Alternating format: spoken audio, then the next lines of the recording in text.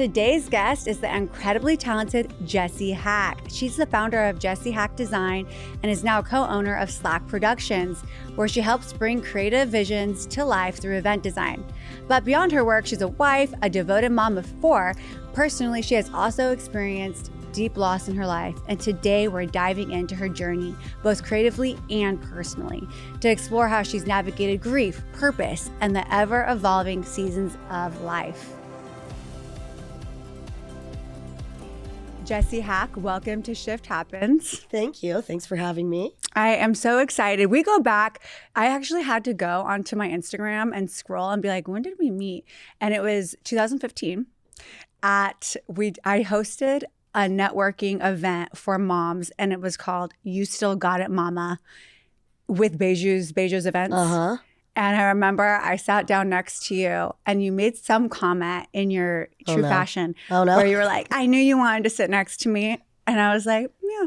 Who's this chick? I was like, calm down. But I don't remember that at all. So that's great. That's great that I was a total douche when you first met me. But that also is on brand. It was a joke. It was a joke. And then we were kind of bantering back and forth. But yeah, it was at that, it was in Orange County. And it was just, you know how it is. It's like a little networking, fun event. And around the good old days. You know what? I do feel like those are the good old days. And I also, around that same time was when the cream was happening. Yeah. You remember that? Those were so fun. Yeah, Hitched. They're so Remember when it was called Hitched? Okay, I think that was before me. Really?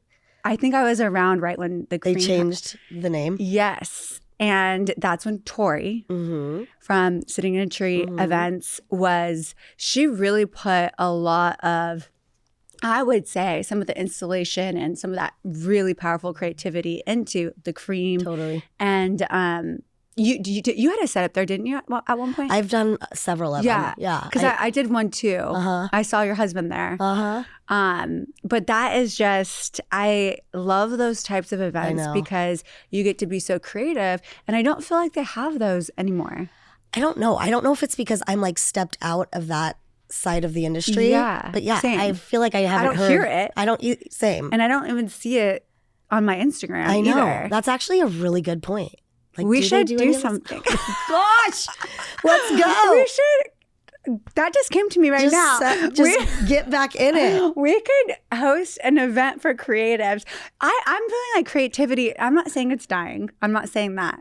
I just feel like it's changing. I think so. I think the tech world and the capabilities that you can have with audio, visual, AI, I think it's changing. It's changing. Like how you and I started. We were like bare bones. We're in the studio, hot glue and like pom-poms and like macrame. Like we had to like learn a trade. We had to learn a skill. Yeah.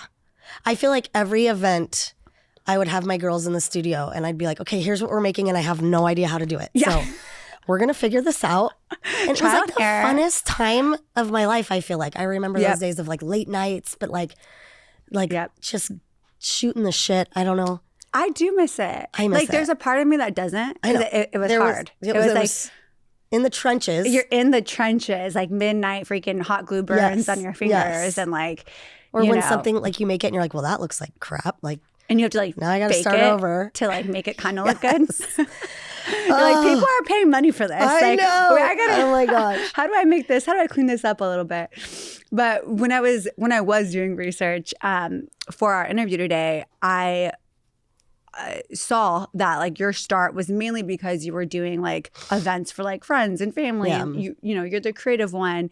And so I wanted to kind of go back to Jesi before Jesi Haack Design and before Slack Productions and kind of get an insight into like, what was your childhood like? I know nothing about your childhood. So take us there. That's a good question. It was, I feel like your good old boy childhood. Like I grew up in a small town in Arizona. I have an older brother. My parents are wonderful. They still are. Mm-hmm. And I lived in the tiniest farm town with horses. And I would ride my horse up to the quick stop to get some cookies, tie it to the hitch and post. There we go. I played a ton of sports. It's like that was my whole life. What kind of sports? I played volleyball, basketball, softball, in cheer, and I was a gymnast. You guys, I don't know. I still to this day, I think I'm like the most ADD person because even in college, I changed my major 7 times. Like I just need to do all the things. Yep. I've always been that way. Yep. Like it's almost like I have FOMO for all the things. I'm like, oh yes, I'll do that. Mm-hmm. Do you have like this delusional belief though that you can also be good at all the things? Yeah, because that's how I am too. I'm like, that doesn't look that hard. Yeah, I can figure this out. I could probably do this better than them. Yeah, it's probably why I have high functioning anxiety now. That is so funny. It's all good. I want to talk about, so in your childhood, what was your religion? What was your faith? Did you have a faith growing up? So growing up, like both my parents were raised Catholic. We went to a Lutheran church, which is very similar to Catholicism. I never really had like my own relationship with Jesus like as a child, but I was like involved. We'd go to church. I'd go to youth group, you know. Yeah. I don't remember it being like this like big part of my childhood. Yeah. High school is kind of when like I joined FCA, Fellowship of Christian Athletes, and like met my friends that were Christian and kind of like pursued my faith a little bit more in high school. And then you know how it is when you're in high school. Yeah. I mean, I don't know how yours was, but I was balls to the wall. I lived my life. I lived my life in high school. I was also like a good kid too. It was weird. Yeah. And then in college was really fun. I went to Arizona State. But then I also like fully found my faith in college, like my own. Like not because my parents wanted me to, not because I was part of a club, but because I wanted to have a relationship with Jesus. It looked on and off like it still does, you know? But that was kind of when I owned it myself, which is interesting because I have an 18-year-old. My oldest is 18. And I'm like, he's kind of like questioning and finding things. And as a mom, you're like, okay. Yeah. Like he asked me to buy this book that is basically like, oh gosh, I wish I could remember the name of it. But it was basically like an anti-religious book or I don't even know. If he listens to this, he's going to be like, no, Mom. How do I navigate this? I know. How do I say this? And I'm like, okay, yes, I will buy it for you, even though I disagree with the premise of the book. But I support you like questioning things and trying to figure it out and being like proactive. Like you want to actually read a book. Like that's so legit. Yeah, you know? Like, I'm glad you're reading. Yeah, exactly. And I trust Jesus. I trust that God's going to like work in your life, whether you have to take this like curvy road to get back to him. Like I know he's going to bring you there regardless of like what I believe. And I remember going through that myself where I would find it my own way. And I don't ever want to be the parent that like forces it on you or like I know, because then that can turn them away from the faith. Pushes them away. Yeah. Exactly. Yeah. That must be really tough as a parent. I haven't experienced that yet because my son is going to be 8 and my daughter's going to be 12, and they've grown up in this type of lifestyle with, you know, our faith. And so I would wonder how, I would hope that I would approach them investigating it with an open mind, but still saying, okay, this is what I believe, or that you were raised to believe, but now you're like you are doing adult. Your own thing. You are an adult, and I love you. Yeah, and I'm here for you. Yep, which is scary. Yeah, it's totally scary. It's releasing that control, and like not like I also have a 14-year-old boy. He hates going to church, hates it. So I totally bribe them. I'm like, okay, we'll go to Starbucks every Sunday before church. Hey, do what you can. And I'm also like, this is what we do as a family. Like, this is what we do. Like, I don't care if the waves are good. I don't care if like. Yeah. And so I also don't want to be like, you have to go. Like, you have to go to youth group. Like, I'm not going to force it on them once they're that age. But like my daughter River, she's 13 and she loves youth group, goes every week, you know. Like, it's totally her jam. But they also are like so drama. And I'm like, whatever. As long as you're like in it and you're hearing stuff and like whether we like latch onto it when we're kids, eventually I remember stuff from when I was a kid, like, the Bible, I read that in the Bible back then. Like like God uses it later in life. So I'm like, I just have to have faith that like these kids are going to find their way. Yeah. And I have to like navigate like how strict am I going to be versus just creating good, healthy habits in our family. You know? Exactly. It's tricky for sure. It is tricky. Alexis here. Don't skip past me just yet. If you love what you're hearing from Shift Happens, don't forget to subscribe, rate, and review so we can continue sharing stories of impact. Thank you. And now back to another powerful story. With your faith, obviously they're looking to you and to your husband as that example. And I'm sure that when you have endured tough times, if it's in marriage or in your personal life, they see how you navigate that. Yeah. If it's, you're relying on either people in your community, or you're relying on your faith in Christ. I do want to bring up a pivotal point in your life and talk about Katie. Yep. Okay. So can you just bring us along on her journey and your guys' relationship? Yeah. Katie was my brother's first wife. Mm-hmm. He met her snowboarding. He was her snowboarding instructor. She was from England. He worked in Tahoe. And they got married. She was my best friend, to be honest.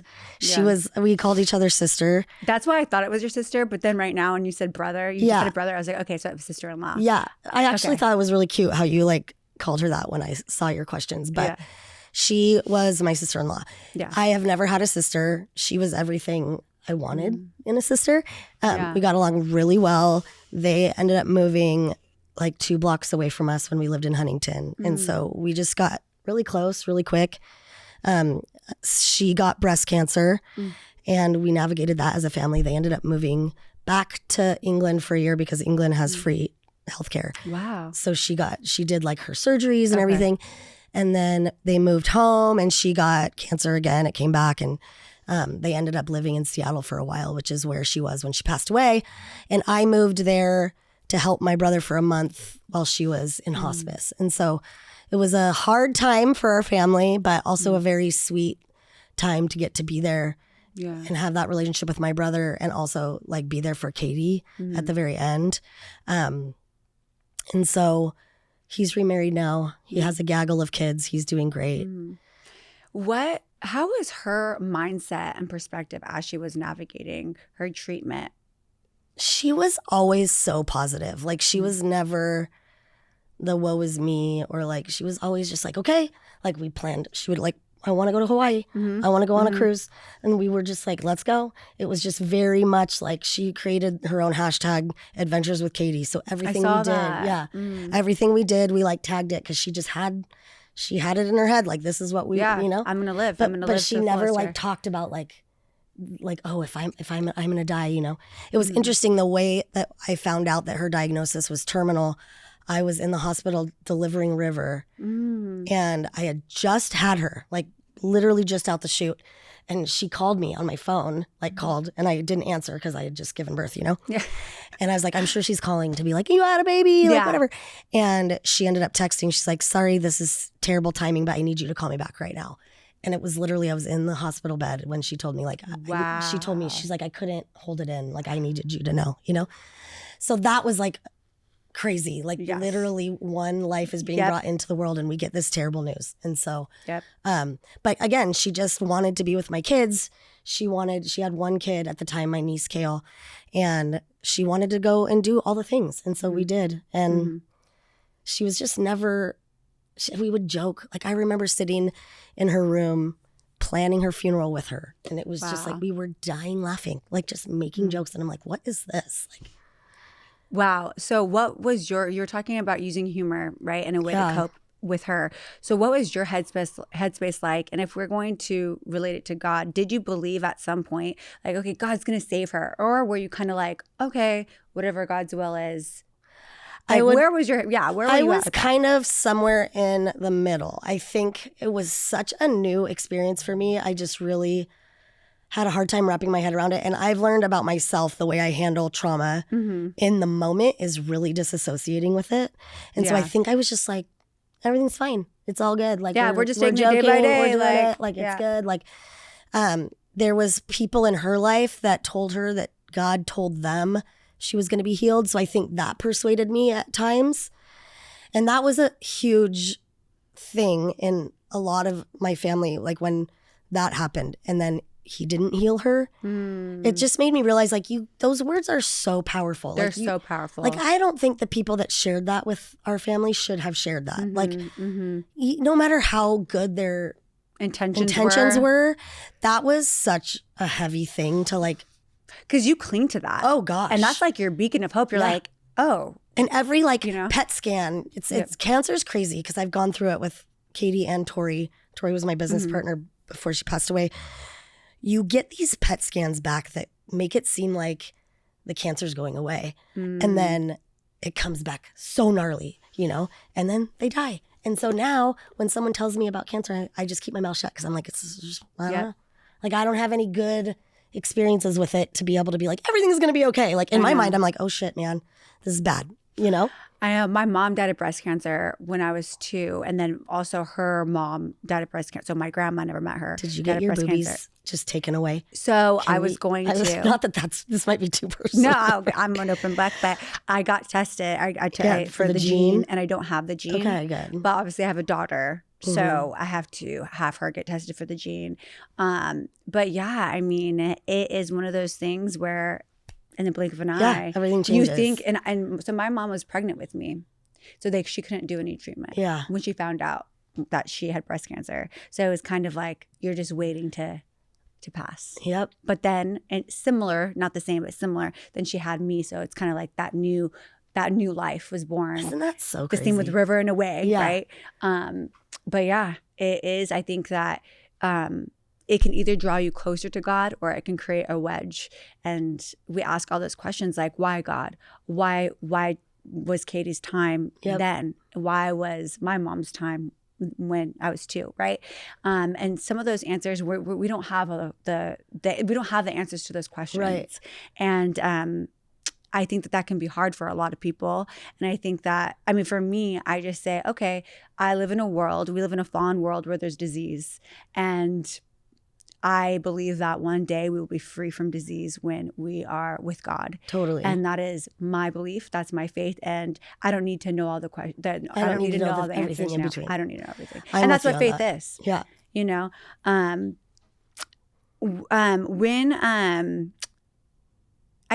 know what? This was an interesting question, but I do want to ask it. So what do you think that Katie would want you to keep doing or start doing despite her not being here physically? That's such a good question.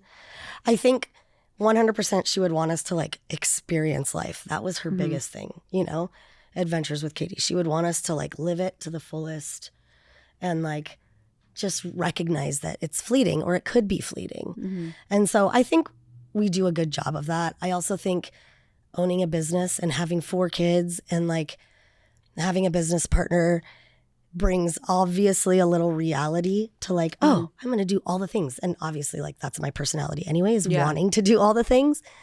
And then also like, oh, but I have to actually be responsible too. I need to like be with the kids or be here for that or go to that meeting or da-da-da.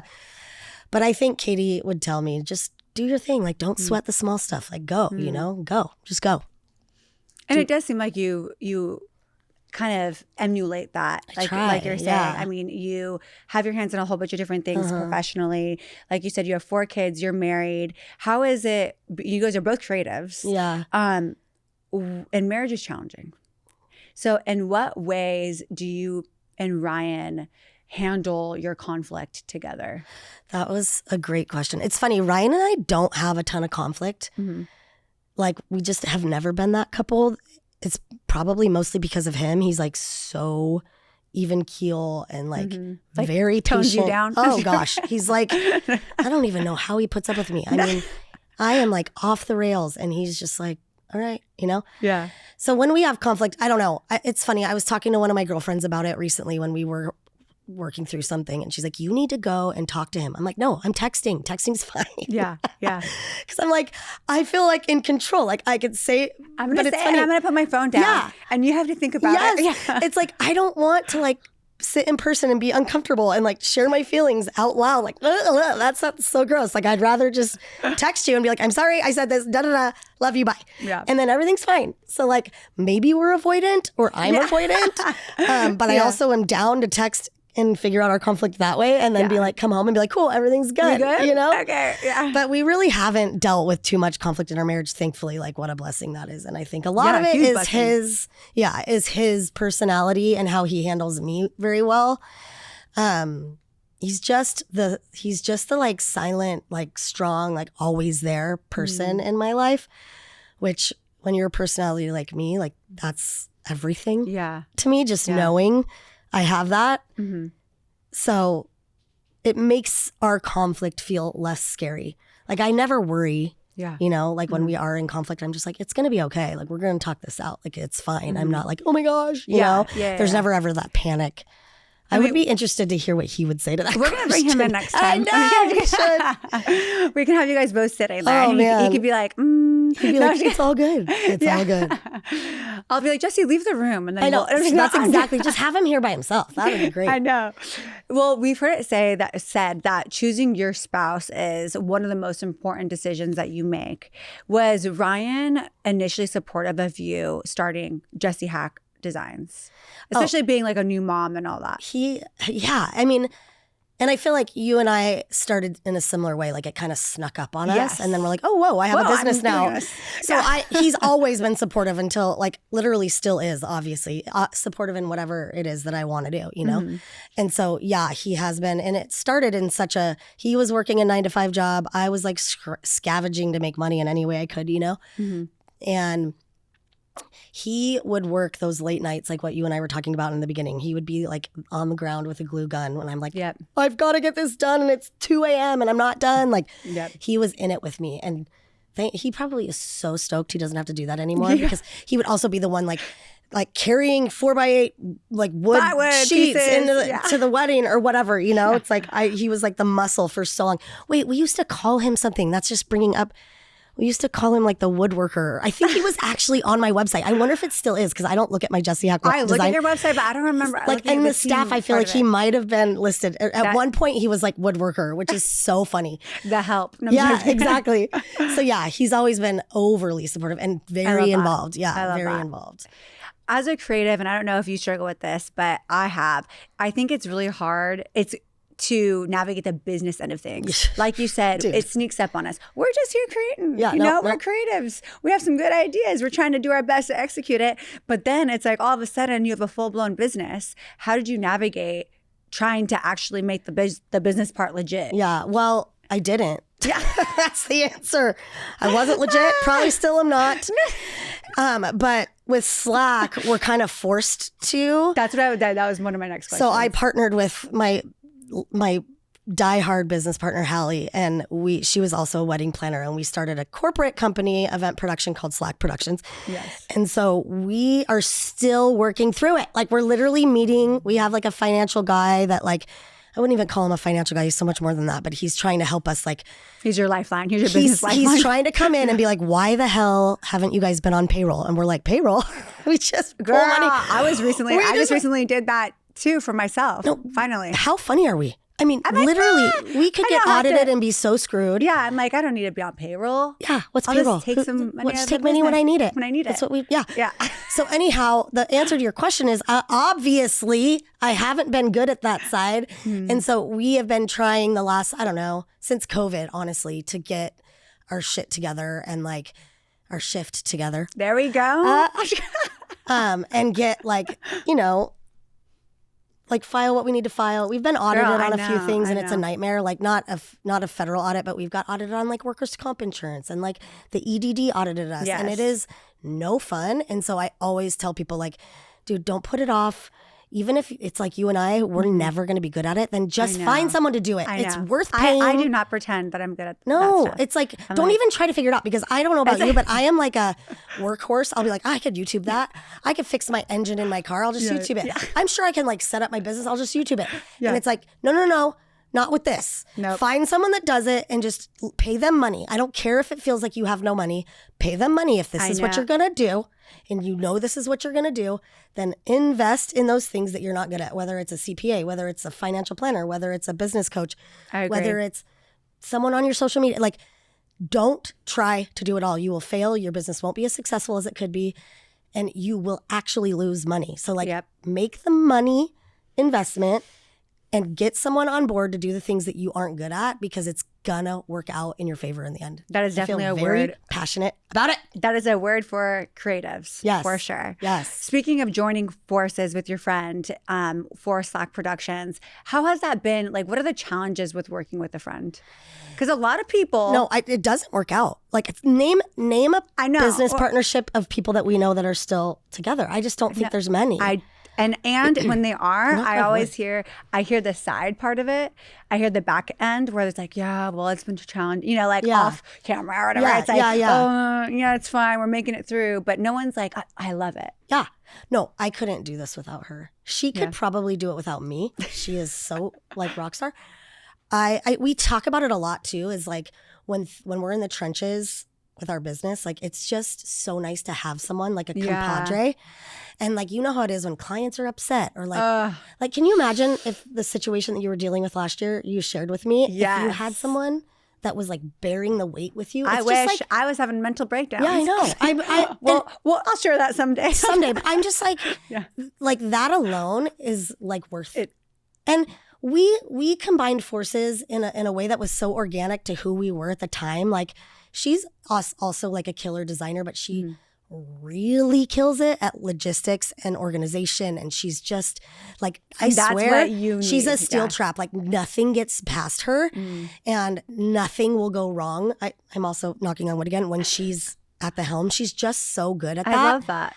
And like, I couldn't be more opposite, And so we came in doing projects together and kind of like spearheading our two sides. And now it just looks different. We've got a team in place and like, we kind of have stepped into like more managerial roles, but it's still like so nice to have someone, not only just a business partner, but like someone that you just love to like chit chat with and be like, dude, this is happening. Like, blah, blah, blah. She like knows how to lift me up. I know how to lift her up. Like we really do complement each other. That's great. And we've had one in our, like, I think we've been business partners 10 years now. We've had one come to Jesus talk that was great. It wasn't even like terrible. It was like, when our roles started shifting, when we were hiring people on, we just needed to like adjust some things of like what we're gonna defining our lane, and like some ways like, and it was so healthy and good the way we handled it, and we're just really both very honest. What I've seen for us too that I think works the best is neither of us are motivated by money. So like, we just both will like, you take that, you're working so much more on this, like here, take more of the profits, or I'm doing nothing, like what, I know this has been gnarly, like I don't care.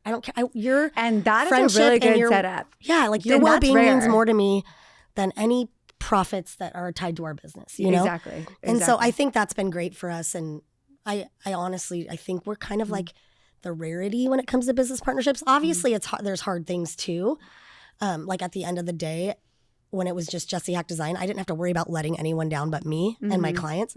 So when you have a business partner, of course, there's another level of like, oh my gosh, like I need to be doing enough. Oh, like, for sure. I don't want to let her down. Like this is her too, So there's stress added there, but like that's so minimal compared to like the benefits of it, in my opinion. So well, I love that. I think that because I've had a business partner not in Shift when me and my ex owned a coffee shop in Riverside, and it did not work out, and we were really, really good friends, and it really ruined the relationship. And so I do think you just navigate and approach these types of situations with discernment, and that's the only thing you can do. It's almost trial and error. Like you do your best vetting, you look at your guys' personalities, and you say, okay, what are our roles? How can we be the best possible partners in this scenario? And sometimes it doesn't work and sometimes it does, but either way, you're going to learn from it. Totally. And it will make you a better business owner after. Yeah. So it's not a fail. It's not a loss, even if it doesn't work out. Totally. Not for you guys, but I just mean like it's true. For the listeners. It's like a learning experience regardless of what happens in the end. Exactly. So as we wrap up, we've talked about grief, we've talked about business and pivoting.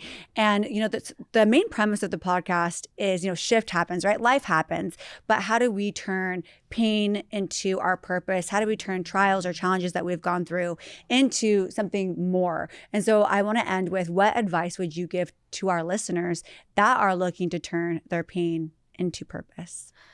That is such a powerful question. And honestly, I just think you have to not be afraid of the pain that's attached to whatever we do in life and not try to avoid it. And I think leaning into it, I hate to sound cliche, but like leaning into it, experiencing it, don't let it crush you. Use it for the next thing, whether it's I'm going to start a new business because this one didn't work out, or now I know I'm not down to be a business owner. That's great. Go get a job.